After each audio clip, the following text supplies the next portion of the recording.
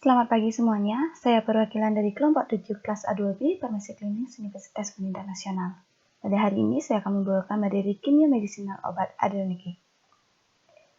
Berikut nama kelompok kami. Pendahuluan. Salah satu ilmu farmakologi yang mengenai sistem saraf otonom, sistem saraf terdiri dari dua subsistem, yaitu sistem saraf simpatis dan sistem saraf parasimpatis yang bekerja saling berlawanan.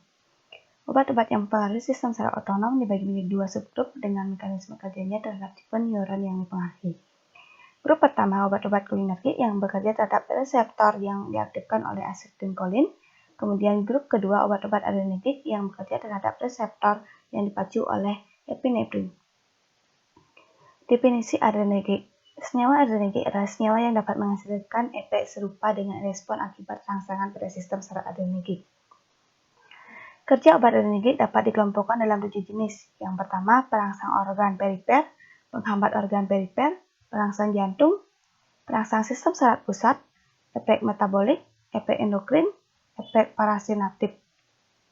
Efek samping obat adrenergic. Sebagai vasopressor dan bronchodilator dapat menyebabkan sakit kepala, kecemasan, tremor, lemah, palpitasi. Sebagai dekonsestan hidung digunakan secara lokal dapat menyebabkan rasa pedih, terbakar atau kekeringan mukosa. Sebagai obat mata setempat menyebabkan iritasi, penglihatan kabur, hiperemia, alergi konjungtivitas. Kelebihan dosis dapat menyebabkan kejang, aritmia jantung, pendarahan otak, sedangkan pada penggunaan jangka panjang dapat menimbulkan hipertrofi jaringan. Penggolongan obat adrenergic.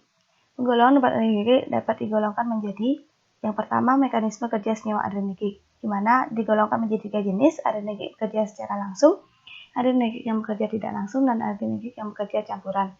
Di mana adrenergic bekerja campuran, obat-obat ini bekerja langsung pada reseptor alfa dan maupun beta dengan menimbulkan efek mirip pacuan para saraf simpatis atau pelepasan hormon epinefrin dari medula adrenalis.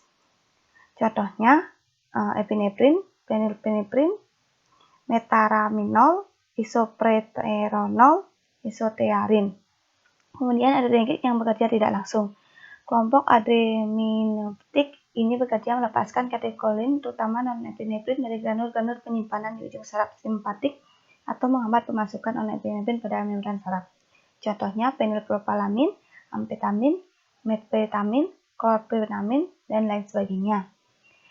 Yang ketiga ada adrenergic yang bekerja campuran, di mana adrenergic yang bekerja campuran dapat menimbulkan efek melalui pengaktifan adrenoreseptor dan melepaskan ketenolamin dari tempat penyimpanan atau menghambat pemasukan ketenolamine. Contohnya epinefrin, fenilpropalamin, metaraminol, oktapamin.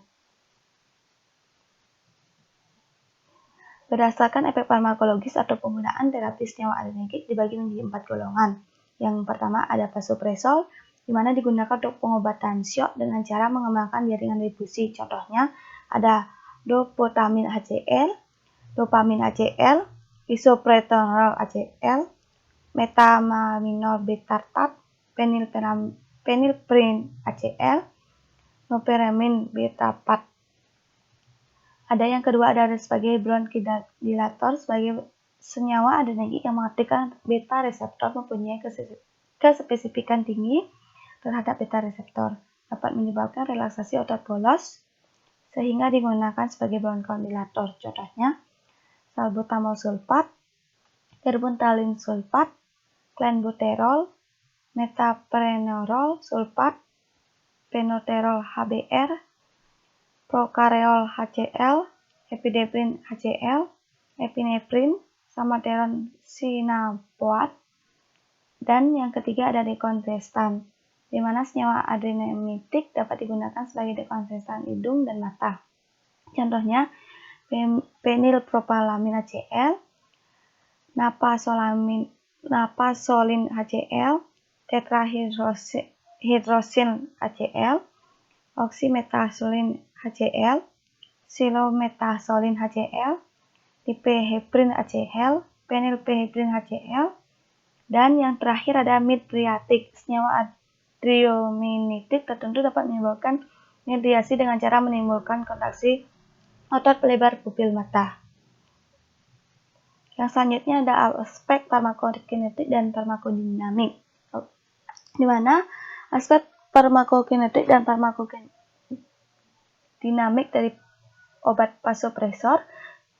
Yang pertama ada dopamin, di mana memiliki kerja menstimulasi reseptor beta 1, menyebabkan peningkatan kontraktilitas miokardion, frekuensi denyut jantung, dan konduksi.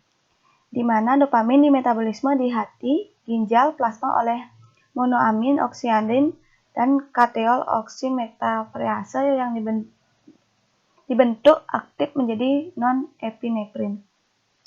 Yang kedua ada doputamin yang memiliki kerja menstimulasi reseptor beta tanpa mempengaruhi reseptor alfa, di mana doputamin dimetabolisme dalam hati, jaringan lain oleh kateol oksimetaferase menjadi senyawa inaktif yaitu 3-mino-metalboxylamsin dengan asam glukuronat. Konjugat dopamin dan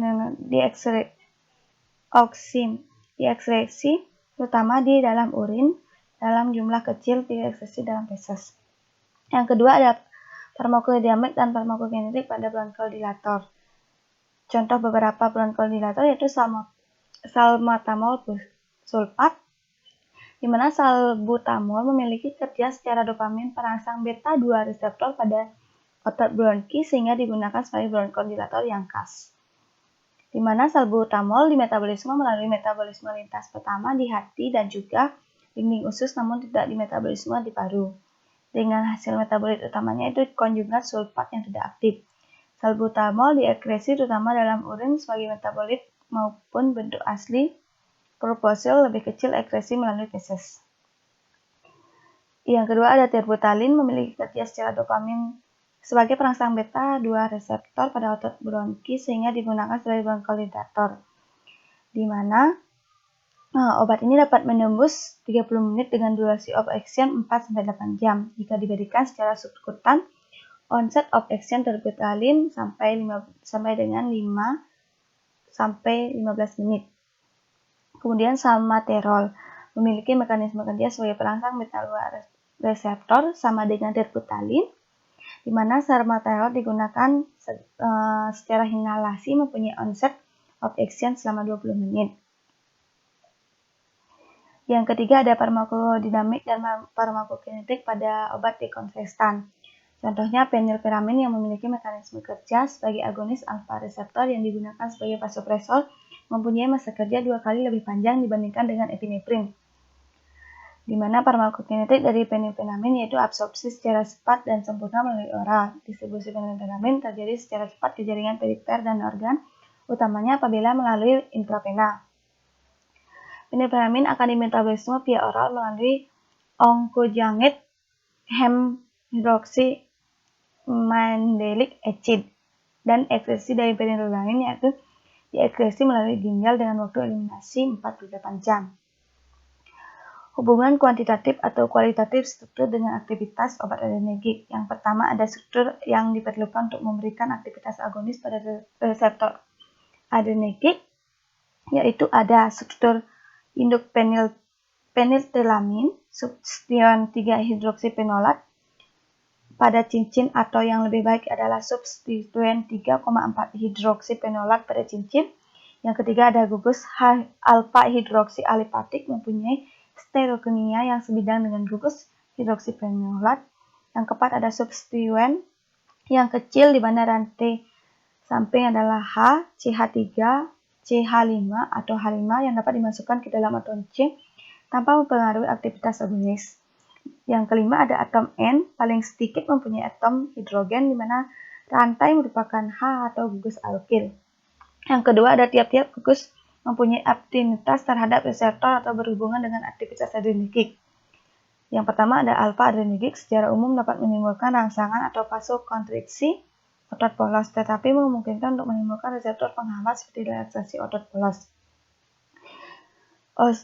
Yang kedua ada reseptor beta adrenergik secara umum dapat menimbulkan respon menghambat seperti relaksasi otot polos dan vasodilatasi otot rangka, tetapi kemungkinan juga menimbulkan rangsangan seperti meningkatkan kontraksi atau kecepatan jantung. Di mana dari hubungan kualitatif dan kuantitatif antar aktivitas ini ada 3, yaitu hubungan struktur aktivitas kimia pada adrenotrik yang bekerja secara langsung, di mana